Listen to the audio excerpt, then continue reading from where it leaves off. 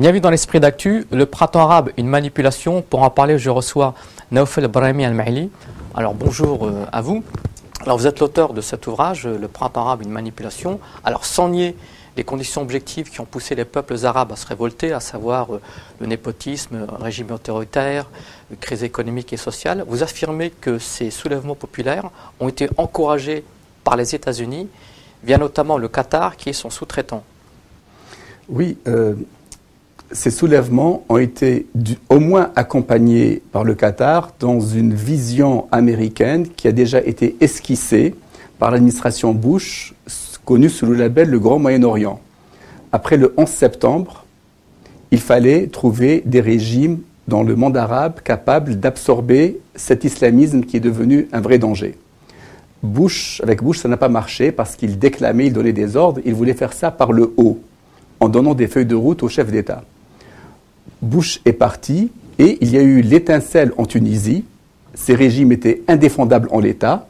Il fallait faire le dérapage contrôlé pour mettre des forces plus représentatives. Et l'occasion s'est trouvée d'abord en Tunisie.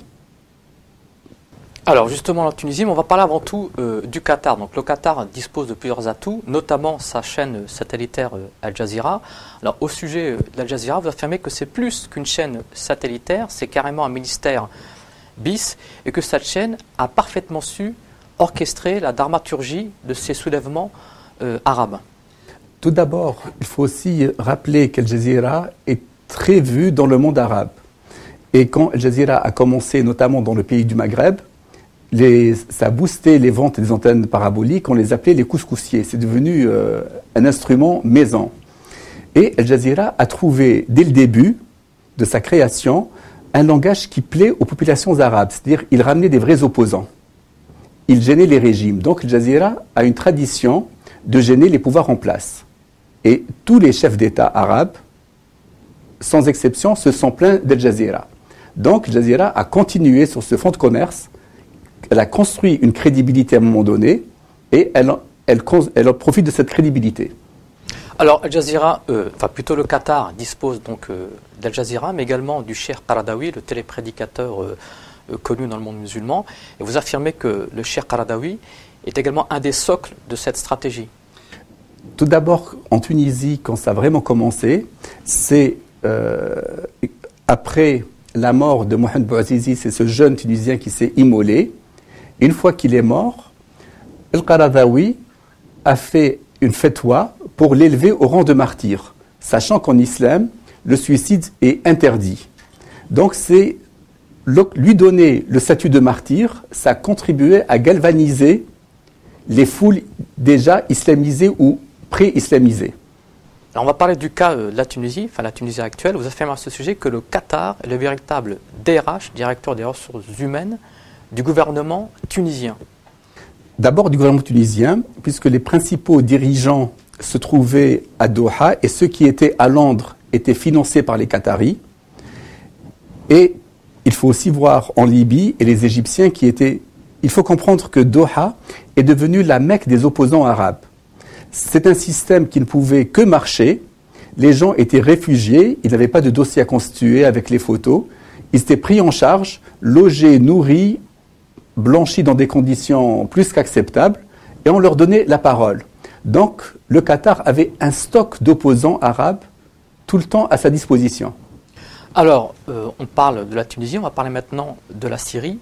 Alors, pour vous, il y a une face cachée de la guerre en Syrie, qui est en fait le tracé d'un pipeline pour acheminer le gaz qatari vers l'Europe, afin notamment de réduire la dépendance énergétique de l'Europe vis-à-vis de la Russie. Comment dirais-je? Il y a déjà un tracé, c'est un vieux projet. Il faut rappeler que les trois premiers producteurs du gaz, c'est la Russie, l'Iran et le Qatar. Le premier tracé incluait l'Iran, le gaz iranien, sauf que depuis le nucléaire, l'Iran est hors course. Et ensuite, il restait le gaz russe et surtout le gaz des pays en stand, qui sont considérés comme la cour arrière de la Russie. Et les Qataris qui vendent leur gaz par méthanier ont besoin des gazoducs qui est un marché structurant. Et c'est la géographie qui dicte les tracés. Il faut passer par la Syrie. La Syrie est un protectorat de fait russe. L'actualité le démontre de jour en jour. Donc il fallait que le régime change pour que ce tracé soit envisageable. Et le régime est en train de changer, le tracé, c'est trop tôt pour le dire. Alors, vous avez une conclusion particulièrement pessimiste, puisque vous affirmez que cette zone de turbulence qui traverse le monde arabe va s'installer dans la durée. Vous parlez même d'illusion démocratique. Il faut aussi rappeler quand Ben Ali s'est enfui, quand Moubarak a été arrêté, on nous a promis un avenir radieux. Les Bernard-Henri Lévy et autres nous ont dit que l'arabe nouveau était arrivé, c'était quelqu'un de normal.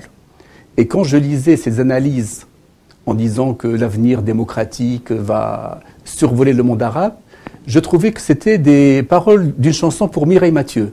Ce n'était pas du tout des analyses. Aujourd'hui, qu'est-ce qu'on voit? La Tunisie, qui est un pays où ça reste gérable, le risque d'enlisement est réel. La Libye n'existe plus, autant que nation, ça peut durer. L'Égypte, la confrontation frères musulmans armés peut entraîner un enlisement sérieux. Merci à vous, Naoufel Brahmi Amali. Alors, je rappelle le titre de votre ouvrage que je vous recommande particulièrement, Le printemps arabe, une manipulation, aux éditions Max Milo et préfacé par Percy Kemp.